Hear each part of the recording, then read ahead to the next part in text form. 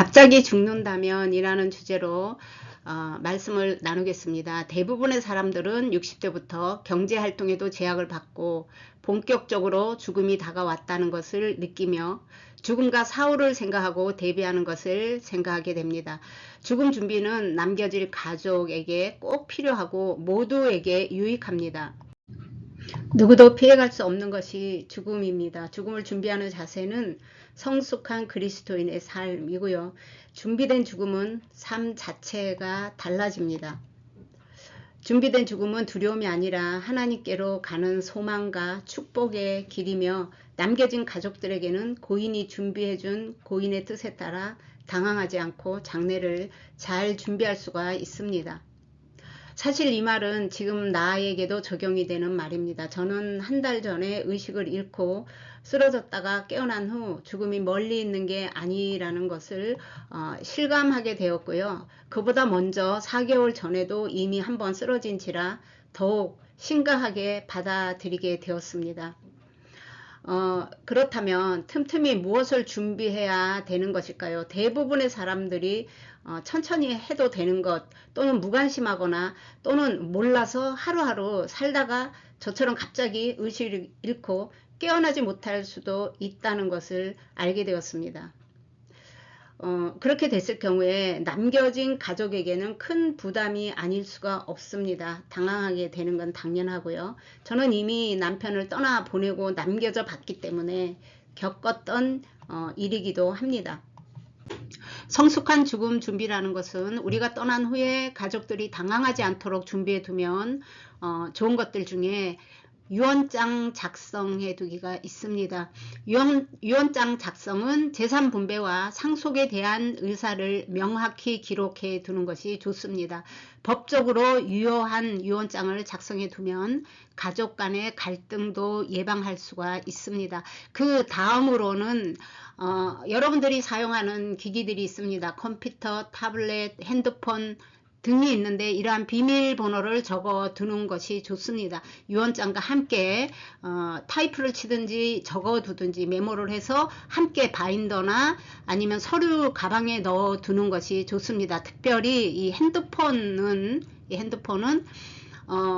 열지 못하면 그동안 이 고인이 되신 분이 가깝게 연락했던, 자주 카톡을 하든지 전화를 했던 친구들 분들께 연락을 할 수가 없습니다. 그러므로 그러한 것들을 미리 적어두면 좋고, 그 다음에 통장 비밀번호 이것도 어디에다 적어 두시는 것이 좋습니다. 적어 두시면 이제 만약 이게 비밀번호를 모르면 은행에 가서 돈을 아무리 작은 금액도 찾을 수가 없습니다. 유언장을 가지고 오라는 이야기만 합니다. 여러 가지로 불편한 점이 있다는 것을 미리 아시면 좋을 것 같고요. 그 외에 의학적으로 소생할 가망이 없을 때 어떤 치료를 할 것인가 이런 것들도 미리 생각을 해 두면 좋습니다. 저 같은 경우는 내가 의식이 없을 때는 연명치료를 중단하라 라는 것을 유언장에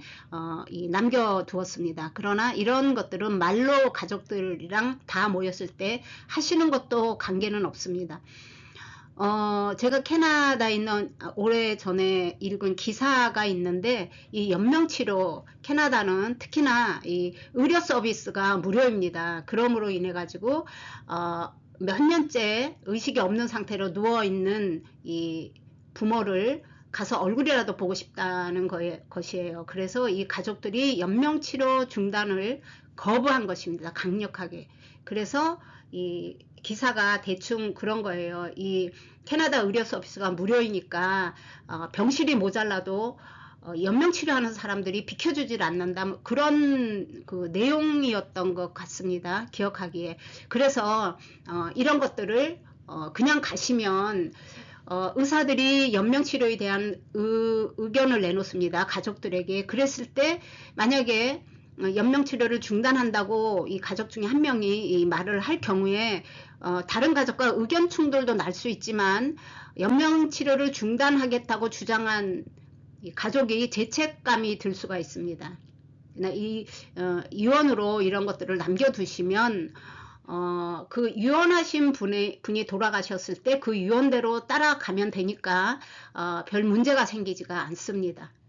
예, 이란 문제, 또한 호스피스 완화 치료를 받을 것인지 등등. 그래서 의료적 위급한 상황에서 어떤 치료를 원하는지 명시해 두시면 좋고요.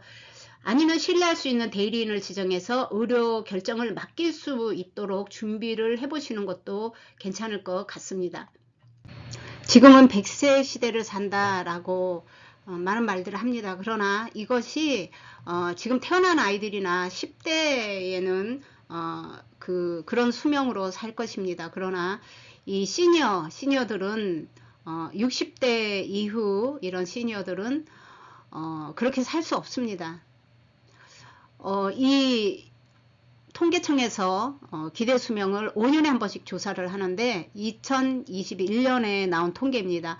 남자는 80.5년을 살았고요. 여자는 86.5년을 살았습니다. 그런데 이게 여자는 거의 20년 유병기간, 병을 가지고 살아가는 기간이 19년 19.3, 예, 그렇게 병이 있는 채로 살아갑니다. 개인적인 그 차이는 있겠지만요. 그리고 남자는 14.9, 그러니까 약 15년을 아픈 상태로 살아갑니다. 그것을 다 합친 게 기대 수명이고요.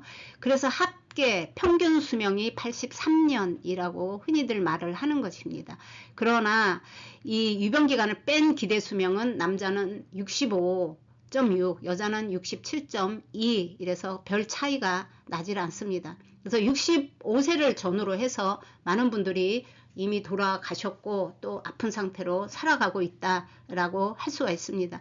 그러므로 지금부터 우리가 준비를 해야 되는 것은 건강할 때 준비할 것이 따로 있습니다. 내가 이미 저도 쓰러진 후에 한 달 동안을 회복 기간이었는데 아무것도 할 수가 없어요. 그러니까 내가 기력이 있을 때 해야 되는 게 있고 천천히 조금씩 해 나가야 되는 게 있다라는 것입니다. 그 앞에서 말씀드린 것처럼 저 역시 69세의 나이로 4개월 사이에 2번 쓰러지고 난 후에 이러한 모든 것을 현실적으로 받아들이고 생각하게 된 사람 중에 한 명이다 라고 할 수가 있습니다.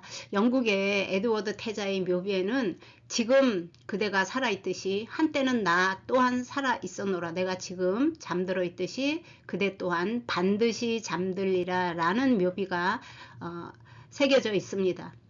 준비가 안 된 죽음은 슬프고 당황하게 되지만 준비된 죽음은 누구나 피해갈 수 없다는 것을 알고 있기 때문에 죽음이 영원한 이별이 아니라는 것을 우리가 알고 있습니다. 남겨진 사람들과도 의연하게 아름다운 이별을 할 수가 있고 또한 소망의 하나님의 영원한 왕국으로 옮겨가는 것 뿐이라는 것.